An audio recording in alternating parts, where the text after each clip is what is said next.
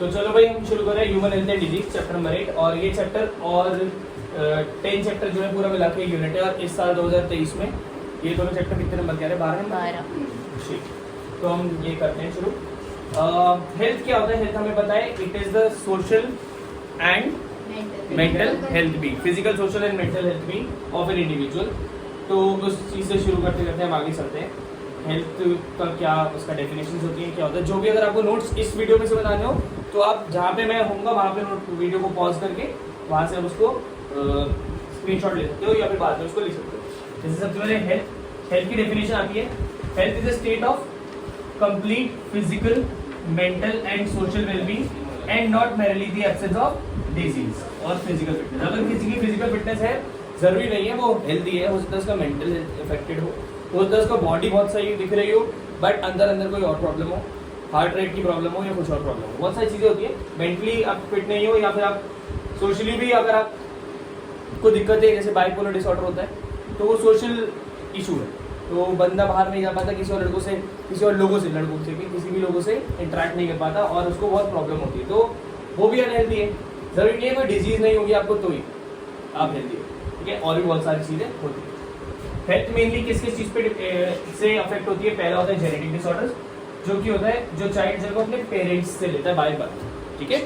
इसमें बच्चा पैदा हुआ उसी के थ्रू कुछ आ गया तो वो आपका जेनेटिक डिसऑर्डर। इसके अलावा इन्फेक्शंस कॉज्ड बाय पैथोजेंस, बहुत सारे हमारे पैथोजेंस होते हैं आसपास में जो हम पढ़ेंगे, उन सब की वजह से भी हेल्थ जो है वो इफेक्ट होती है। इसके अलावा lifestyle which includes food water जो भी हम लेते हैं, इसके अलावा रेस्ट और एक्सरसाइज हम कितनी करते हैं, हैबिट्स हमारी क्या है और हम क्या खाते हैं, कैसे क्या चीज़ किस एनवायरनमेंट में रहते हैं, ये सारी चीज़ें भी हमारे हेल्थ को बहुत अफेक्ट करेंगी। तो जितना हम एक ऐसी जगह पे रहेंगे जहाँ पे नंबर ऑफ पीपल ज़्यादा है वहाँ पे ऑब्वियसली हेल्थ आपकी कहीं ना कहीं इफेक्ट होगी, क्योंकि जो क्लिनलीनेस रेट है वो उतना नहीं होगा, ठीक है। तो जहाँ पे पॉपुलेशन डेंसिटी ज़्यादा होती है जैसे कि स्लम्स में, वहाँ पे बीमारियाँ ज़्यादा होती हैं, ठीक है, जैसे बहुत सारी टाइफाइड मलेरिया ये सारी बीमारियाँ, ठीक है। जितना आप पॉश इलाकों में जाओगे क्योंकि एरिया ज़्यादा है क्लिनलीनेस बढ़ जाएगी, क्लिनलीनेस होना ज़रूरी है, तो उसके हिसाब से फिर वो आपका हेल्थ में भी अफेक्ट रहेगा,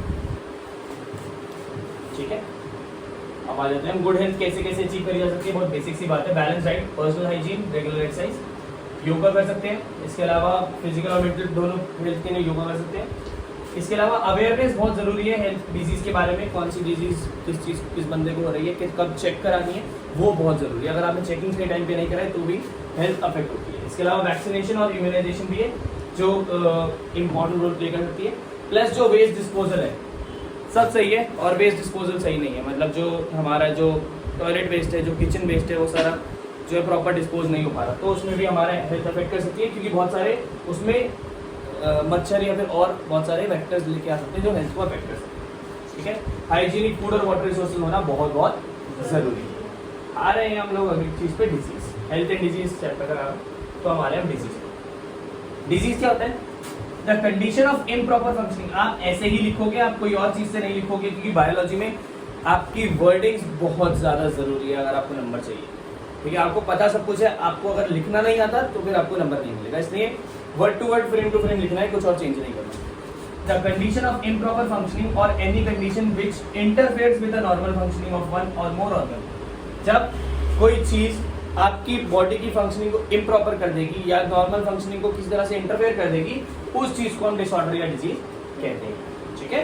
डिजीज बहुत टाइप की होती है, टाइप्स ऑफ डिजीजेस। सबसे पहले ह्यूमन डिजीज दो टाइप की होती है, कॉन्जेनाइटल और एक्वायर्ड। कॉन्जेनाइटल डिजीज जो होती है वो जेनेटिक डिसऑर्डर्स होते हैं, जैसे कि बचपन से पैदा हुआ जो बंदा उसको बीमारी है, चैप्टर 5 अगर आप पढ़ोगे उसमें Down syndrome, Turner syndrome, Klinefelter syndrome, sickle cell anaemia, genetic disorder, ठीक है। तो वो सारे आपके कॉन्जेनाइटल है जो बाय बर्थ होते हैं, हम उसमें कुछ नहीं कर सकते, बर्थ वो मम्मी पापा की वजह से थ्रू आते हैं, मम्मी पापा की वजह से भी नहीं बट मम्मी पापा के थ्रू आते हैं। दूसरा है एक्वायर्ड डिजीज जो कि बर्थ के बाद होती है, जैसे कि इसमें एड्स आ गया और इसमें बहुत सारी अब हम जो बीमारियां पढ़ेंगे सारी एक्वायर्ड ही पढ़ेंगे। कौन सी पढ़ेंगे? एक्वायर्ड। सर जी, एड्स तो आपने बताया था कि अगर मदर प्रेग्नेंट है और उसे एड्स है तो उससे हाँ हो सकता है, पर वो ना फीटस ने बाद में एक्वायर करा, इनिशियली नहीं, ठीक है। कम्युनिकेबल और नॉन कम्युनिकेबल दो टाइप की डिजीज होती है। कम्युनिकेबल जो हम दूसरे लोगों से आ सकती है और नॉन कम्युनिकेबल जो हम खुद जनरेट करते हैं। नॉन कम्युनिकेबल में सबसे पहले होती है डेफिशिएंसी डिजीज। आपकी बॉडी में बैलेंस डाइट होना जरूरी है, वाइटामिन का होना जरूरी है। अगर आप किसी तरह से वो वाइटामिन नहीं ले रहे हो प्रॉपरली तो आपको डेफिशिएंसी हो सकती है। क्या हो सकती है? Deficiency. और इस चीज को हम कहते हैं डेफिशिएंसी डिसऑर्डर। क्या कहते हैं? Deficiency. जैसे कि बेरी बेरी रिकेट्स और बहुत सारी बीमारियां थी जो हम किसी फूड विटामिन ना खाने की वजह से होती है, ठीक है। इसके अलावा डीजनरेटिव डिसऑर्डर आपका किडनी फेलियर, लंग्स में प्रॉब्लम, इसके अलावा हार्ट डिजीज, ये सारी डीजनरेटिव होती है। आपके ऑर्गन सबको सही थे, खुद ब खुद धीरे धीरे because of your obviously habits, but कभी कभार बिना हैबिट्स के भी वो काम करना बंद कर देता है ठीक से, इम्प्रॉपर फंक्शनिंग होती है, तो हार्ट डिजीज हो गई। एलर्जिक रिस्पॉन्सेज, आपकी बॉडी में एलर्जेंस होते हैं, आपकी बॉडी में क्या होता है, First particle. हाँ वो सारे एलर्जेंस होते हैं जो आपकी बॉडी में आते हैं और आपकी जो इम्यूनिटी है वो आपको अलर्ट करने के लिए एलर्जी करती है। एस्मा एक एग्जाम्पल है इसका। इसके अलावा कैंसर, वो हम पूरा उसके ऊपर बाद में पढ़ेंगे। फिर हमारे कम्युनिकेबल या इन्फेक्शन डिजीज में, इसमें सबसे पहला होता है बैक्टीरियल डिसऑर्डर, बैक्टीरियल डिजीज जो बैक्टीरिया की वजह से होता है, जैसे कि typhoid, pneumonia, diphtheria, bacterial dysentery और प्लेग, ये सब पढ़ेंगे हम अभी थोड़ी देर में। फिर वायरल, जो वायरस की वजह से होगी ऑब्वियसली, फिर प्रोटोजोन, फिर हेलमिंथिक और फिर फंगल। ये सारी की सारी डिसऑर्डर्स के बारे में अच्छे से पढ़ेंगे। जैसे मैंने आप लोगों को एक टेबल भी बनवाई, ठीक है, उस टेबल के हिसाब से आप पढ़ सकते हैं, अदरवाइज यहाँ से भी आप डायरेक्टली पढ़ सकते हैं। कभी कभी लाइफस्टाइल डिजीज भी होती है, जैसे कि अर्थराइटिस या ओबेसिटी। ओबेसिटी वो है लाइफस्टाइल आपका सही नहीं है, उसकी वजह से हो सकती है। तो इन्फेक्शियस डिजीज के बारे में हम पढ़ रहे हैं। शुरू करें हम टॉपिक इन्फेक्शियस डिजीजेस। ये पहला पार्ट जो रहेगा पूरा इन्फेक्शियस डिजीज तक रहेगा, फिर अगले पार्ट में कुछ और ऐड करेंगे। These diseases are easily transmitted from one person to another via pathogens. Pathogens के थ्रू एक बंदे से दूसरे बंदे में जाता है। बहुत कॉमन होती है इन्फेक्शियस डिजीज और बहुत ज्यादा सबसे ज्यादा वाइड स्प्रेड यही होती है, क्योंकि एक को हुआ बहुत सबको होगा, जैसे कि कोविड-19। पैथोजेंस क्या होते हैं भाई, कोई पूछ लेगा pathogen, what are pathogens? These are infectious disease causing agents. ये क्या है? इन्फेक्शियस डिजीज कॉजिंग एजेंट्स, ये पैथोजेंस कहलाते हैं। ये बैक्टीरिया, वायरस, प्रोटोजोन, हेलमिंथ कुछ भी हो सकते हैं, बहुत सारे एग्जांपल्स इनके बनते हैं। आ जाते हैं हम लोग आगे। ये क्या करते हैं? They can cause harm to the organism by either living in or on them, या तो एंडोपैरासाइट या एक्टोपैरासाइट दोनों की तरह काम करके ये इन पे बीमारी कर सकते हैं। ये हमारी बॉडी में अलग अलग तरह से पहुंच सकते हैं, जैसे कि फूड, वाटर, एयर, बहुत सारे तरीके से वो हमारे को इन्फेक्ट कर सकते हैं, वो हम सब पढ़ रहे हैं, ठीक है। तो पैथोजेंस कौन से होते हैं, इसमें टाइप्स ऑफ पैथोजन के बारे में भी है पूरा डिटेल। सबसे पहला बैक्टीरिया, जैसे कि ई कोलाई। ये सिंगल सेल ऑर्गेनिजम्स होते हैं, इनका न्यूक्लियस नहीं होता बैक्टीरिया में। बैक्टीरिया होते हैं कौन से? प्रोकैरियोटिक। कौन से? इसमें tuberculosis, food poisoning, tetanus, pneumonia, syphilis, ये सारी बीमारियां आती हैं। वायरसेस जैसे कि हर्पीस सिम्प्लेक्स, ये नॉन लिविंग पार्टिकल्स होते हैं जो हमारी बॉडी के अंदर जाके हमारे जो मशीनरी है, हमारी बॉडी की मशीनरी को ही वो एक्वायर कर लेते हैं। और बहुत इंपॉर्टेंट चीज़ है वायरसेस, मतलब बहुत खतरनाक चीज़ है, तो इंपॉर्टेंट है पढ़ना है इसके लिए। Common cold, flu, genital herpes, AIDS, measles, genital warts, chicken pox, small pox, सारे वायरस होते हैं। कोविड-19 भी एक वायरस डिसऑर्डर। फिर आ गया fungus, fungi, death cap mushroom, बहुत सारे फंजाई होते हैं। ये सिंपल ऑर्गेनिजम्स होते हैं, मशरूम, यीस्ट, ये सारे फंगस होते हैं। कुछ हमारे फायदे के लिए, कुछ नुकसान के लिए होते हैं, जैसे कि आपकी बहुत सारी बीमारी होती है, रिंग वॉर्म, ठीक है, मशरूम पॉइजनिंग, कैंडिडियासिस, या आप पढ़ोगे फर्स्ट ईयर में अपने जब आप जाओगे मेडिकल पढ़ने। फिर प्रोटोजोन, ठीक है, तो प्रोटोजोन भी ऐसे ही सिंगल सेल होते हैं, इसमें न्यूक्लियस होता है। मलेरिया और भी बहुत सारी स्लीपिंग सिकनेस वगैरह, ये सारी प्रोटोजोन डिसऑर्डर्स। इन्फेक्शियस डिजीज किसी भी तरह से पहुंच सकती हैं, पर्सन टू पर्सन, इधर से ये बात। कॉमन इन्फेक्शियस डिजीजेस हम यहाँ से शुरू कर रहे हैं, बहुत ज़्यादा जरूरी टॉपिक है ये, अच्छे से पढ़ लेना। अभी तक हमने क्या पढ़ लिया? अभी तक हमने देख लिया कि डिजीज क्या होती है, हेल्थ क्या होती है, इन्फेक्शियस नॉन इन्फेक्शियस डिजीज क्या होती है, इन्फेक्शियस डिजीज को कैरी करता है पैथोजन, और बहुत सारे टाइप के पैथोजन पढ़ लिए। नॉन इन्फेक्शियस डिजीज के बारे में हम अभी नहीं पढ़ रहे हैं, मेजरली पढ़ेंगे एड्स और कैंसर के बारे में। सॉरी, एड्स तो इन्फेक्शियस ही है, कैंसर के बारे में पढ़ेंगे, और एड्स में एड्स और प्लाज्मोडियम भी पढ़ेंगे, वो भी बहुत ज़्यादा इंपॉर्टेंट है, ठीक है। कॉमन इन्फेक्शियस डिजीजेस ह्यूमंस में सबसे पहला आ गया बैक्टीरियल डिसऑर्डर्स। जितने भी होंगे आपको एक टेबल फॉर्म कर लेनी है, अगर आप लोगों ने अब तक नहीं करी है। इधर आप लिखेंगे डिजीज का नाम, फिर लिखेंगे आप यहाँ पे type of disease, bacterial, fungi, जो भी, फिर वेक्टर, पहले पॉजिटिव एजेंट लिखेंगे, पॉजिटिव एजेंट लिखना जरूरी है, किसकी वजह से कॉज हो रही है, फिर लिखोगे वेक्टर या फिर मोड ऑफ ट्रांसपोर्ट, फिर सिम्टम्स, और फिर टेस्ट या फिर एडिशनल नोट्स, कैसे डायग्नोस्टिक टेस्ट होते हैं। तो ये पूरी करके एक टेबल है, ठीक है। तो ये इंपॉर्टेंट टेबल है, आप लोगों को जिसको चाहिए वो मेरे से बात कर सकता है, ले सकता है टेबल, अदरवाइज वैसे आप खुद भी बना सकते हैं, कोई बहुत बड़ा मुश्किल काम नहीं है। ठीक है, देखें सबसे पहले डिजीज कौन सी है? टाइफाइड। टाइफाइड जो होता है वो उसका पॉजिटिव एजेंट होता है सैल्मोनेला टाइफी। याद रखना इसको, क्या नाम होता है? Salmonella typhi. ठीक है, ये एक बैक्टीरिया है, तो बैक्टीरियल पहले ही लिख दोगे। It enters small intestine through contaminated water and food. तो क्या है इसका वेक्टर? कुछ नहीं है, ये मोड ऑफ ट्रांसपोर्ट इसका है कंटामिनेटेड वाटर एंड फूड, और ये पूरी बॉडी में जाता है हमारे ब्लड के थ्रू। ठीक है, सिम्टम्स क्या क्या है? High fever, weakness, stomach pain, constipation, headache, loss of appetite. Serious cases में इंटेस्टाइनल परफोरेशन हो जाती है, मतलब इंटेस्टाइन पूरा फूल जाता है, और इट में कॉज डेथ। टाइफाइड फीवर को कंफर्म किया जाता है बाय विडाल टेस्ट। किसी का टाइफाइड हुआ तो कंफर्मेटरी टेस्ट होता है इसका विडाल टेस्ट। ठीक है, अब इसमें क्या क्या पढ़ना है आपको? इसका वो क्या था पॉजिटिव एजेंट? Salmonella typhi. और क्या था? कंटामिनेटेड फूड एंड वाटर के थ्रू होता था। सिम्टम क्या है? हाई फीवर, मैं बता दूं कुछ एडिशन करने का बनना है। हाई फीवर 39 से 40 डिग्री सेल्सियस टेम्परेचर रहता है। Loss of appetite, weakness, body pain, headache, stomach एक, कॉन्स्टिपेशन, बहुत सारे ऑप्शन होते हैं। ठीक है, तो ये जो है अगर आपको ज्यादा ये आपको सिंपल है कि अगर कुछ भी नहीं समझना है तो बॉडी एक, स्टमक एक, हेडेक तो लिख ही देना। हाई फीवर, चिलिंग कुछ भी लिख देना। अगर नहीं आ रहा तो आ रहा है तो प्रॉपर्ली। ठीक है, इसके अलावा इसका याद रखना टेस्ट बहुत इंपॉर्टेंट है, विडाल टेस्ट। आपका अगली चीज आपका निमोनिया। क्या है? निमोनिया। पॉजिटिव एजेंट निमोनिया का जो होता है वो स्ट्रेप्टोकोकस निमोनी या हीमोफाइलस इन्फ्लुएंजा। दो है इसका एग्जांपल, कौन से? स्ट्रेप्टोकोकस, उसमें क्या था? टाइफाइड में सैल्मोनेला टाइफी, इधर स्ट्रेप्टोकोकस निमोनी, हीमोफाइलस इन्फ्लुएंजा। बोलो फिर से, स्ट्रेप्टोकोकस निमोनी और हीमोफाइलस इन्फ्लुएंजा। डन है? ये क्या करता है निमोनिया? ये हमारे एल्वियोलाई को, लंग के अंदर एल्वियोलाई होता है, उनको इन्फेक्ट करता है। To which alveoli get filled with the fluid. हमारे जो लंग्स है उनके अंदर पानी भर जाना, ऐसे बोलते हैं ना पानी भर के लंग्स में, वो पानी नहीं भरता, बेसिकली निमोनिया होता है। वो फ्लूइड जो होता है, वो जो भी फ्लूइड होता है वो एल्वियोलाई में भर जाता है। ब्रीदिंग और रेस्पिरेशन की बहुत ज्यादा दिक्कत जाती है, सांस लेने में दिक्कत जाती है। ये इसलिए होता है क्योंकि आप कोई ड्रॉपलेट्स या एरोसोल्स किसी इन्फेक्टेड निमोनिया वाले पर्सन के पास गए, उसका कोई सेम प्लेट में खाना खा लिया, उसका सेम पानी पी लिया, ऐसे करके कुछ भी अगर हुआ तो निमोनिया आपको भी हो सकता है। इसके कुछ सिम्टम्स हैं। पहला सिम्टम है फीवर, चिल्स, कॉफ, हेडेक। ठीक है, ये बेसिक सिम्टम्स आ जाएंगे। ज्यादा सीवियर केसेस में लिप्स और फिंगर नेल्स होते हैं, नेल्स और लिप्स ये आपके ग्रे हो जाते हैं, बहुत डार्क ब्लूइश ग्रे। ठीक है, dysentery, plague, diphtheria etcetera are other. ये क्या, इन सब के नाम है। अगर नाम आएंगे मतलब कि 4 ऑप्शन दे देंगे, बोलेंगे कौन सी बैक्टीरियल डिसऑर्डर नहीं है। लोगों को तो आपने अच्छे से पढ़ लिया, निमोनिया और बाकी और कौन से हैं? Plague, dysentery, diphtheria. याद रखेंगे इस बार, एमसीक्यू में आ सकता है। पक्का पक्का? किसी को प्रॉब्लम है इस चीज में? देख लो, आपने 2 बैक्टीरियल डिसऑर्डर पढ़ लिए, कौन से? टेस्ट तो यहाँ पे कुछ भी नहीं लिखा, टेस्ट वही है कि आप एक बार देखते हैं लंग्स में पानी भर जाता है, निमोनिया की कोशिश कर देता हूँ।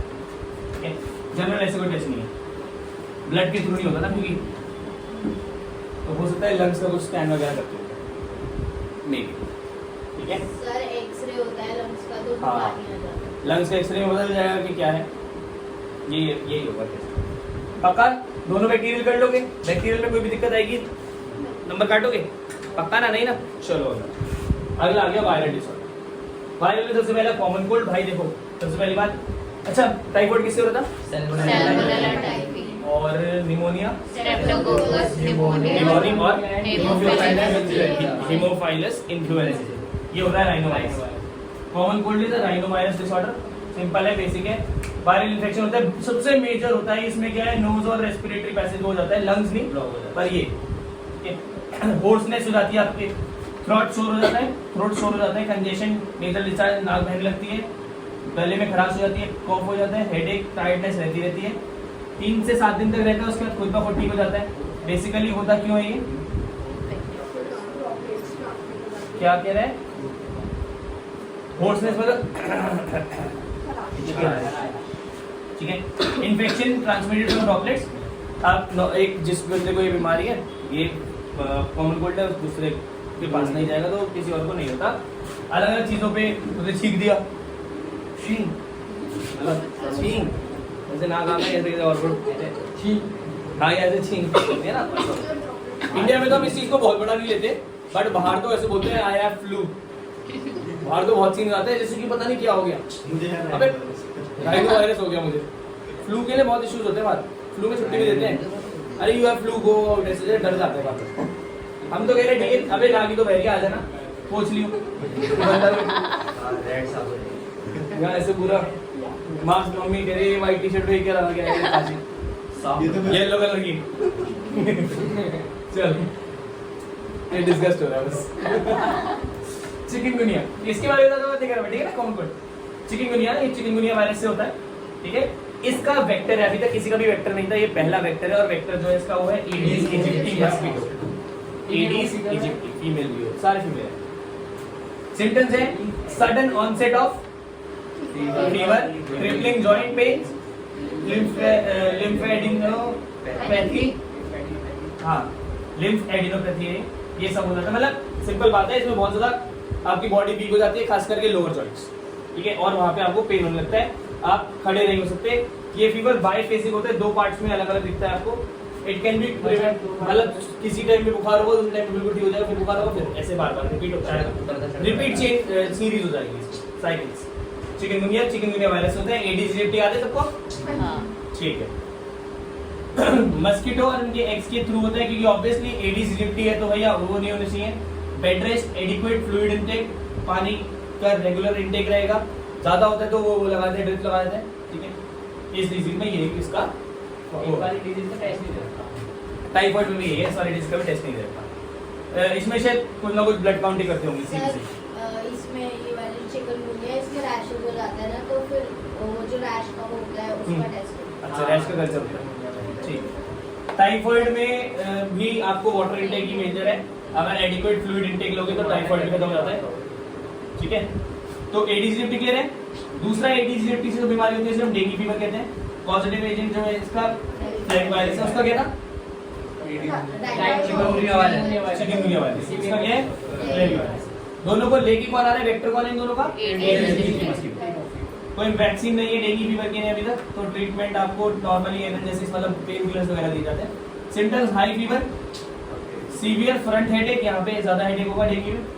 Pain in joints, nausea vomiting होगी, उसमें नॉजिया वोमिटिंग नहीं था, रिलेटिव जॉइंट्स वगैरह। इसके लिए तो this can be prevented by elimination of mosquitoes. Mosquito को हटाना है, उसमें भी सेम वही था मस्कीटो, क्योंकि एडिस इजिप्टी लेके आएगा तभी होगा। सिम्प्टोमेटिक केयर इसमें वही है, bed rest, adequate same adequate food supply, fluid supply और बेड रेस्ट, ये मेन चीज है और कुछ भी नहीं। खाना सही से हमें एक नॉर्मल हॉस्पिटल काट ले तो ऐसा तो मुझे नहीं पता नहीं। प्रोटोजोन डिजीज, ये दोनों कौन सी थी? ये कौन सी थी? वायरल, कॉमन कोल्ड, चिकनगुनिया और डेंगू, ये तीन है। दो पहले दोनों कौन सी थी? बैक्टीरियल, टाइफाइड और निमोनिया, ठीक है। अब हम आ रहे हैं अगली बीमारी जो कि है प्रोटोजोन डिजीज। प्रोटोजोन में मलेरिया होता है। मलेरिया मेरी बीमारी, मलेरिया जो होती है वो प्लाज्मोडियम से होती है, ठीक है। प्लाज्मोडियम की बहुत सारी स्पीशीज, वाइवैक्स, फैल्सीपैरम, मलेरी और ओवेल भी लिखा है इसमें, हमने ओवेल नहीं लिखा है। तो ये प्लाज्मोडियम की 4 अलग अलग स्पीशीज है जिनकी वजह से मलेरिया होता है, अलग अलग टाइप का, ठीक है। इस उन दोनों में क्या था? फीमेल एडिस इजिप्टी, इसमें फीमेल एनोफिलिस, ठीक है। ये आपकी बॉडी में मलेरिया का बीज हो देता है और आपकी बॉडी में मलेरिया पूरी बात से ग्रो कर जाता है। इसकी साइकिल हम बाद में करेंगे, अभी नहीं कर रहे हैं। हम नॉर्मली सीधा इसके सिम्टम्स वगैरह पे आते हैं। मलेरिया के जो सिम्टम होते हैं वो इलनेस, शेकिंग, चिल्स, ठंडी लगती है बहुत ज्यादा, हेडेक, मसल एक, नॉजिया, वोमिटिंग, डायरिया, ये सब मलेरिया के सिम्टम्स है। मलेरिया की वजह से अनीमिया और जॉन्डिस भी हो सकती है आपको, ठीक है, क्योंकि रेड ब्लड सेल्स की कमी रहती है मलेरिया में, ठीक है। मलेरिया में वो भी काउंट कम हो जाता है, प्लेटलेट काउंट भी कम हो जाता है, डेंगू में हो जाता है प्लेटलेट काउंट, ठीक है। अगर ज्यादा अनट्रीटेड का मलेरिया होती रहा तो लाइफ थ्रेटनिंग भी हो सकता है, क्योंकि हमारा जो ब्लड सप्लाई है वो पूरे ऑर्गन्स को सही से नहीं जा सकता। इसकी वजह से kidney failure, seizures, mental confusion, coma और डेथ भी हो सकती है। अगर किसी बंदे को मलेरिया है और उसकी केयर नहीं ली जा रही तो दिक्कतें बढ़ सकती हैं। तो मलेरिया, डेंगू दोनों ऐसी बीमारी है जो थोड़ा सा केयर करने की जरूरत है। चिकनगुनिया और डेंगू और मलेरिया ज्यादा डेंजरस है, मतलब मलेरिया से सबसे ज्यादा लोग, डेंगू से लोग सबसे ज्यादा मरते हैं, प्लेटलेट्स के साथ, हाँ प्लेटलेट्स के साथ, क्योंकि दिल्ली में ही पर ईयर 3-4 लोग मर जाते हैं डेंगू से। तो ये बस हाँ पूरे इतने लोग मतलब इतने लोग मरते हैं, 3-4 लोग बहुत ज्यादा है इतने छोटी सी बीमारी के लिए। नहीं वो एक ही टाइम पे आता है ना, कुछ टाइम आता है, 10 हफ्ते की नहीं आता है बस मलेरिया वो डेंगू मेजरली। तो उस टाइम पे जब पूरे सिटी को जाता है, पूरी सिटी को क्या और जब जगह होता है तो बस वही चुप। हाँ अगला अगली अमीबियासिस, ये कौन सा था? मलेरिया। ये दोनों कौन सी बीमारी है? ये प्रोटोजोआ। मलेरिया कौन करता था? प्लाज्मोडियम बाइवैक्स फैलसीपैरम मलेरिया ओवेल, ठीक है। अमीबियासिस जिसे अमीबिक डिसेंट्री भी कहते हैं, एंटेराइटिस भी कहते हैं, तीनों ऑप्शन में कोई भी पूछ लेगा, कोई दिक्कत की बात मत मानना, तीनों एक चीज, अमीबिया, अमीबिक डिसेंट्री, एंटेराइटिस, ठीक है। अमीबियासिस होता है एंटामीबा हिस्टोलिटिका से। किससे? एंटामीबा। मुझे लगता है ये सारे एमसीक्यूज में आएंगे तो कंफ्यूज नहीं होना है, ठीक है। ये लार्ज इंटेस्टाइन में आती है ह्यूमन के, और ये the transmitting agent of the pathogen is house fly. इसको कौन कराता है? House fly. अगर गंदे किसी उसमें गंदे मतलब किसी के फीसिस में जिसपे पहले से जिसको अमीबियासिस है उसने फीसिस उसके बेसिस पे अगर कोई हाउस फ्लाई आके हमारे खाने पे हमारे वाटर किसी भी तरह से आके डूब जाती है, हाँ ऐसा होता है, तो अमीबियासिस होता है, ठीक है। यही लिखा है पैरासाइट जो है हाउस फ्लाई जो है फीसिस पे आके बैठती है और फिर हमारे फूड पे आके बैठ जाएगी तो कंटेमिनेट हो जाएगा हमारा फूड, या होता है क्योंकि ये फीसिस की बीमारी है। तो आप लोग पेट से ध्यान रखो। सिम्टम्स इसके constipation, abdominal pain, cramps, stools with excess mucus and blood. जब बॉडी आएगी तो उसमें म्यूकस और ब्लड बहुत ज्यादा होगा, ठीक है। Drinking water and eating food with contaminated food contaminated with fecal matter are the major sources of infection। Symptoms समझ गए? सब कुछ एब्डोमेन से रिलेटेड है, ठीक है। और आपको पता चल गया कि फिर कैसे करना है, साफ सफाई रखनी है, मक्खियों को नहीं आने देना, मेजरली ये चीजें, ठीक है ना। तो ये आपकी कौन सी थी? प्रोटोजोआ। अभी तक अगर मैं याद दिलाऊं तो सबसे पहले 2 बैक्टीरियल करी थी, कौन सी? निमोनिया। फिर वायरल करी चिकनगुनिया, कॉमन कोल्ड, मलेरिया। और प्रोटोजोन कौन सी हुई? मलेरिया और एमीबियासिस। अब आ रहे हैं हम हेलमिंथिक, ठीक है। तो अभी तक हमने कितनी 7 कर ली, 8 बीमारियां हमारी हेलमिंथिक डिसऑर्डर, 8, 9 और फिर 10 बीमारियां टोटल, ठीक है। एस्केरियासिस, एस्केरियासिस जो होता है एस्केरिस लुम्ब्रिकॉइड से होता है, ये एक हेलमिंथ है। इंटेस्टाइनल पैरासाइट होता है तो आपके इंटेस्टाइन में जाएगा ये, और इसे राउंड बॉम्ब भी कहते हैं। क्या कहते हैं? Round bomb. ये क्या होता है? वही सेम बात है, क्योंकि ये इंटेस्टाइन में contaminated food water, fruits and vegetables भी खराब है उससे हो सकता है, सॉइल वाटर प्लांट्स एक्सेट्रा। अगर फीसिस, वही फीसिस वाला पॉइंट है, फीसिस अगर किसी इन्फेक्टेड पर्सन की फीसिस से आएगा तो आगे स्प्रेड हो सकता है। तो अगर प्रॉपर सैनिटेशन है, प्रॉपर तो ये बीमारियां नहीं होंगी, राइट। ऑब्वियसली कोई बाहर फीसिस करेगा ही नहीं, कोई पॉटी करने बाहर जाएगा नहीं रोड पे, तो फिर वो मक्खी कहाँ से वहां बैठेगी। पर इसलिए कहते हैं सैनिटेशन होना जरूरी है। इसलिए स्वच्छ भारत अभियान में जो टॉयलेट्स क्रिएट करे गए थे वो इसी रीजन से करे गए थे। ऐसी बहुत सारी बीमारियां हैं जो इन वजह से होता है। गंदगी बदबू तो है ही, उसको अब मेन चीज तो बीमारियां, ठीक है। तो ये सारी चीजें होती हैं। इन्फेक्टेड पर्सन जो होता है वो इस इन्फेक्टेड पर्सन से ही होता है, वरना नॉर्मली नहीं होगा। राउंड बॉम्ब कहते हैं, नाम याद रखना इसका। सिम्टम्स क्या है? Internal bleeding, muscular pain, fever, anaemia, क्योंकि ब्लीडिंग हो रही है, anaemia, blockage of the intestinal passage, पूरा इंटेस्टाइनल पैसेज ब्लॉक हो जाएगा, कॉन्स्टिपेशन हो जाएगा, बहुत मुश्किल से बॉडी रिलीज होएगी, और फिर ब्लीडिंग। स्टमक भी बन जाता है क्या? स्टमक मतलब इंटेस्टाइन, स्टमक के नीचे अपने आप ही बन जाता है? खाना अपने हमने खाना खाया उसमें ये बीमारी है अगर तो ही बनेगी ना, खुद से ही पता नहीं लगा। ग्रो कर जाएंगे ना नंबर में। आपने भी खाना खाया, उसके अंदर थे, अब हमारी बॉडी के अंदर जाके वो मल्टीप्लाई कर जाएंगे। पहले से थे, खुद से नहीं बने, फिर मल्टीप्लाई कर रहे हैं बस। अगला एलिफेंटियासिस, जिसे फिलेरियासिस भी कहते हैं। ये फिलेरियल वर्म्स जैसे कि वुचेरेरिया बेंक्रोफ्टाई और वुचेरेरिया मलाई। कौन से? वुचेरेरिया बेंक्रोफ्टाई, वुचेरेरिया मलाई, ठीक है। इनका ट्रांसमिटिंग एजेंट है फीमेल क्यूलेक्स मस्किटो। अभी तक हमने एक पढ़ा था एडीज एजेंट, इसमें क्या करता था वो? चिकनगुनिया और डेंगू, पक्का। मलेरिया कौन सा करता था? फीमेल। और क्यूलेक्स कौन सा करता है? ठीक है ना, सारे याद रखने, कंफ्यूज नहीं होना। देखो भाई, फीमेल क्यूलेक्स मस्किटो है, इनके सिम्टम्स जो होते हैं, ये इन्फ्लेमेशन आती है, हमारे लिम्फेटिक वेसल्स की, जो लोअर लिम्स होते हैं इनके अंदर जितने भी लोअर मतलब हाथ पैर आपके एब्डोमेन से नीचे वाले, उनके जो लिम्फ नोड्स है, लिम्फेटिक वेसल जो है उसके अंदर इन्फ्लेमेशन सूज जाता है। तो जब वो सूज जाएगा तो पूरा पैर जो है लार्ज हो जाएगा। ठीक है, जेनाइटल ऑर्गन्स पे भी जा सकते हैं, तो बहुत दिक्कत की बात होती है। बहुत सारे बॉम्ब्स हमारी पूरी बॉडी में आ गए हैं, इन्फेक्ट हो गए हैं और बहुत खतरनाक है। ट्रीटमेंट भी ज़्यादा कुछ नहीं, अगर बहुत ज़्यादा फैल गया तो। रिंगवॉर्म्स, रिंगवॉर्म बहुत कॉमन है। इसमें क्या होता है, फंजाई होता है, ये फंगल डिसऑर्डर है, इकलौता फंगल डिसऑर्डर है। ठीक है, और रिंगवॉर्म्स का जो वो है, ये माइक्रोस्पोरम, ट्राइकोफाइटन और एपिडर्मोफाइटन, ये तीनों बनते हैं। सिम्टम्स इसके ड्राई स्केरी लीजन्स हो जाते हैं। दांत का खुजली वाला जो है वो रिंगवॉर्म्स है, तो उसके सिम्टम्स आप ले सकते हो। ये सॉइल या फिर direct contact with contaminated articles, जो भी इन्फेक्टेड पर्सन है, हम उसने कंघी यूज करी, आपने कंघी यूज कर दी, आपको भी रिंगवॉर्म हो गया। इस तरह से होता है ये।